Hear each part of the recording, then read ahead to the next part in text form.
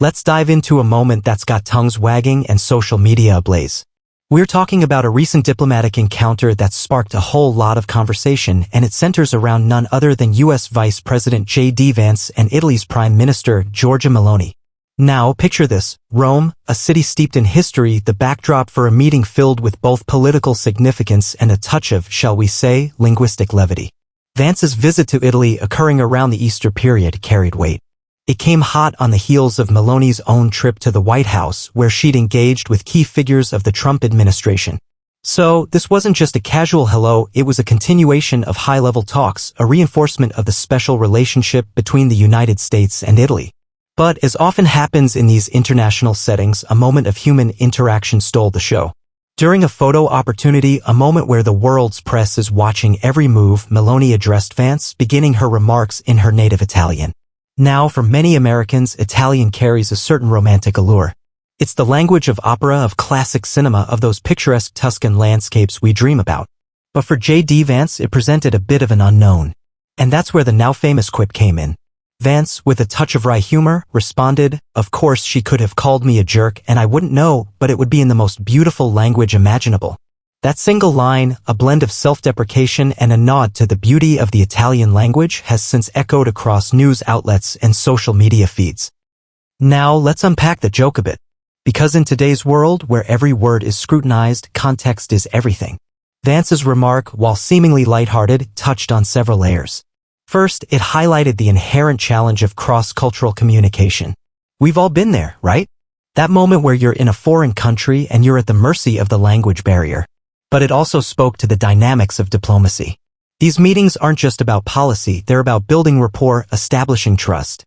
And sometimes a well-placed joke can break the ice and ease tensions. Vance's comment, in a way, acknowledged his own vulnerability, his lack of fluency, while simultaneously paying a compliment to the Italian language. However, in the age of social media, not everyone's a critic of nuanced diplomacy. Some saw the joke as a cultural faux pas, a moment of American awkwardness on the international stage. The idea that a high-ranking official would so openly admit to not understanding the language of his host rubbed some people the wrong way. It is very important to remember the cultural differences between the USA and Italy. Italian culture, while very welcoming, is also very proud and has a rich history. Language is a large part of that culture. Therefore, some people from Italy may have taken offense to the joke. Then there is the American audience.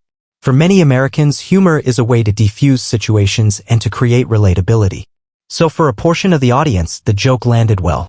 But for other Americans who expect a higher level of professionality from their elected officials, the joke may have been seen as unprofessional. To truly understand the significance of this moment, we need to look at the broader political landscape. Vance's visit to Rome took place amidst a backdrop of transatlantic trade tensions. These are complex issues involving tariffs, trade agreements, and the delicate balance of economic power between the United States and the European Union. Italy, as a key member of the EU, plays a crucial role in these discussions. And Giorgia Meloni, with her strong political presence, is a significant player on the European stage. Her recent visit to the White House underscored the importance of this relationship as both nations seek to navigate these economic challenges.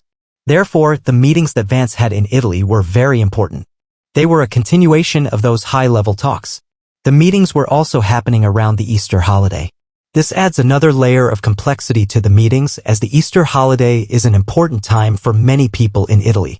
With the Vatican City being located within Rome, this adds another layer of diplomatic complexity. In this context, even a seemingly minor exchange like Vance's joke takes on added significance.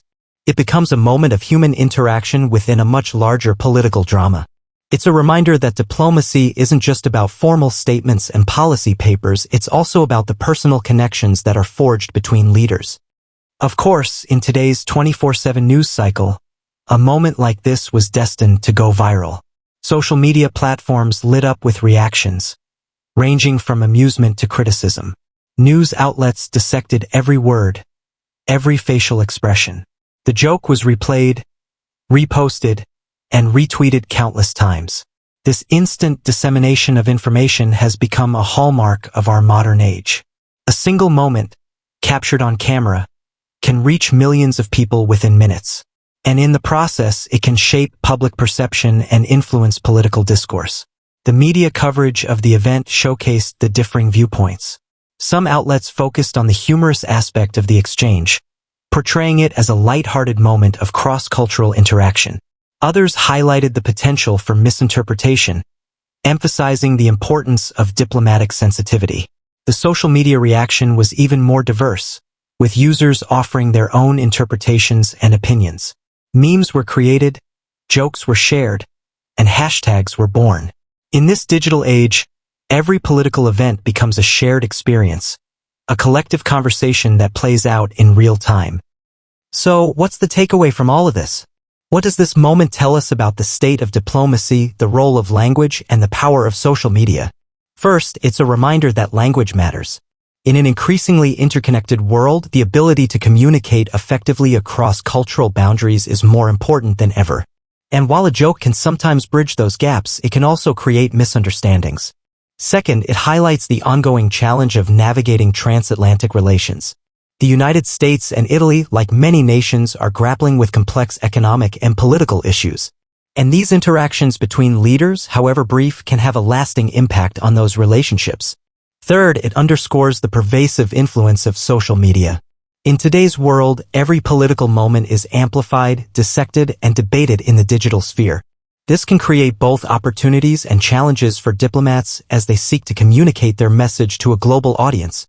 In the end, J.D. Vance's joke, whether intentional or not, became a moment that captured the complexities of modern diplomacy. It was a blend of humor, politics, and cultural nuances all playing out on the world stage. And it's a reminder that, in the age of instant communication, every word matters. Of course, in today's 24/7 news cycle, a moment like this was destined to go viral. Social media platforms lit up with reactions ranging from amusement to criticism. News outlets dissected every word, every facial expression.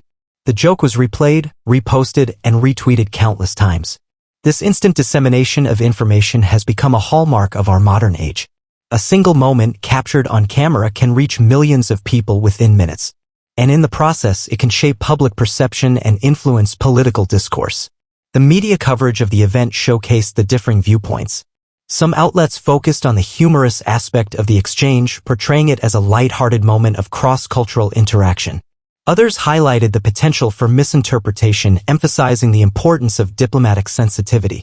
The social media reaction was even more diverse, with users offering their own interpretations and opinions. Memes were created, jokes were shared, and hashtags were born. In this digital age, every political event becomes a shared experience, a collective conversation that plays out in real time.